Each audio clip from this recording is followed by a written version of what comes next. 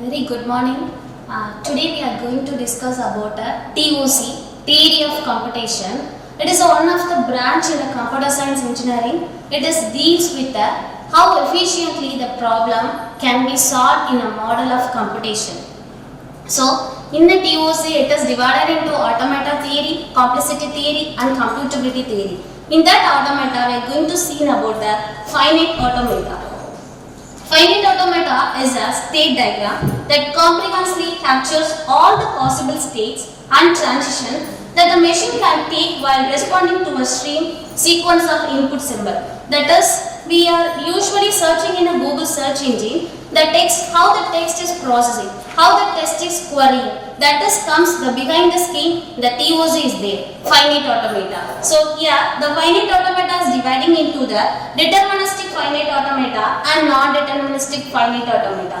In deterministic, it exists only one state at a given time. In a non-deterministic, the multiple states at the same time.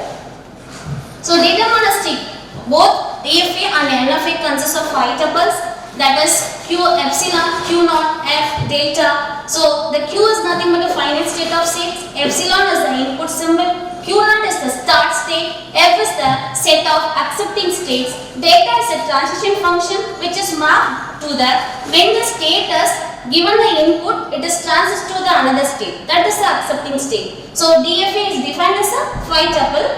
So likewise the string, the epsilon star consists of multiple strings that will be processed into the state diagram so that it will form the final states outputs. That is, if considering inputs epsilon is 0, 1, so the deciding on the states Q designate the start state and final state, the delta decide the transitions. The final state is always accepting as the accepting states, the other state is called as the non-accepting states. So that how we are going to construct the strings containing 0 and 1, that is, what makes this is the DFA is deterministic. That is, if Q naught consisting, if you are processing the one input, it is again reaching into the Q naught itself. If you are giving the input as 0, it will be reached to the Q1. Likewise, we make a column for the transition table of this given diagram. So here the Q's are Q0, Q1, Q2 and epsilon is nothing but 0, 1 and start date is nothing but the Q0 and final accepting state is Q2. Likewise, we are going to draw the transition table. So here, if you considering this diagram, so the Q0 consisting of two outputs, that is 1 and 0. So likewise, what if the language allows empty strings? The DFA does not allow the empty strings because if it is allows the empty strings, it may contain too many inputs. So we are going to the extension of transition functions, that is F delta cap, that is Q comma W. W is the string. If you are going to processing the so many strings, it is automatically converted into the epsilon cap, that is epsilon delta of delta cap, that is Q is the states, W is the string. If you processing the input as A, what is the output? Think from which we are solving the Q states. So coming to the NFA, that is non-deterministic finite automata, here for the one state will process the two outputs with the same input symbol. That is, that machine can be applicable, it can be exist more than one state at a time. So the transition would be a non-deterministic. So that it is the non-deterministic finite automata. Same like a DFA, it is also having the 5 tuples. So Q, epsilon, Q naught, F and delta. But the difference is the subset Q multiplication of input symbol, the subset of Q, it is transferred into 2 part Q. So if you are taking this as an example, why this is non-deterministic? Because the Q naught consisting of 0 and 1 and also 0 input to the Q1. So for the same Q naught, it is providing the 2 input symbol, it is applicable. So that why this diagram is called as the NFA diagram. So here the same 5 tuples are applicable. Q summation start state is the Q naught, F is the final state, that is a Q2, that is accepting state. If you following this a transition table, the Q0, if you are processing 0 as the input, the Q0 consisting into the Q0 and also the Q1. If you are processing Q1 to the Q0, it will gives to the Q0. Whereas what has happened, if Q1 having the input as 0, there will be the no transaction. So we will put this as a null symbol. Then Q2.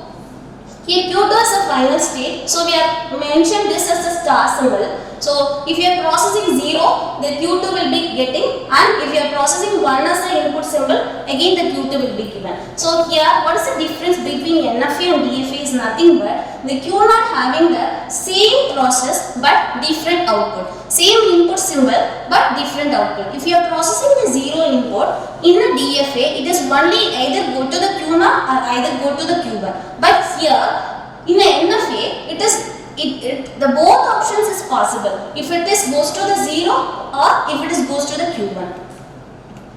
So that is the difference between the DFA and NFA. So here the DFA is recognizing the keyword as a while. It is automatically, the process diagram will be followed like this. If it is go with any other input means, it will automatically goes into the error symbol. So here the NFA, it is following the transition in your states are the so important. So we have moved on to the advantages and gravities for the NFA. So here the grade for modeling, NFA is a modeling that is used for the string processor in a lexical analyzer and compiler also. With a non-deterministic state machine can be implemented in practice is that is probabilistic models could be viewed as extensions of non-deterministic state machines. Example, we'll use a toss of coin, a roll of dice problems. So we can use this algorithm to that problem. So the technologies for NFA is Macron's Automata Processor. It is introduced in 2013. 2D array of MISD, multiple instructions. It is used in a single data. So likewise, the NFA automation algorithm is used in these types of techniques. So differences of DFA and NFA already we explained in the diagram itself. The same I have here notation the equivalence of DFA and NFA. The theorem is a language that is L is accepted by the DFA if and only if it is accepted by the NFA. So when the language is accepted by DFA, it's also accepted by the NFA. That is the theorem. So we can easily convert the DFA to NFA. So in NFA to DFA, it is only the trivial part. Proof that is if part a language L is accepted by a DFA, it is accepted by the NFA. So rephrasing, so given any NFA N, we can construct the DFA D such that L of N equal to L of D. We can tell like that. So how we can convert NFA to DFA? So we have the idea of each subset of NFA state a single DFA state. So if a NFA consisting of a 2 output, we have to modify into a single output, then automatically the state diagram of the NFA is converted into the DFA.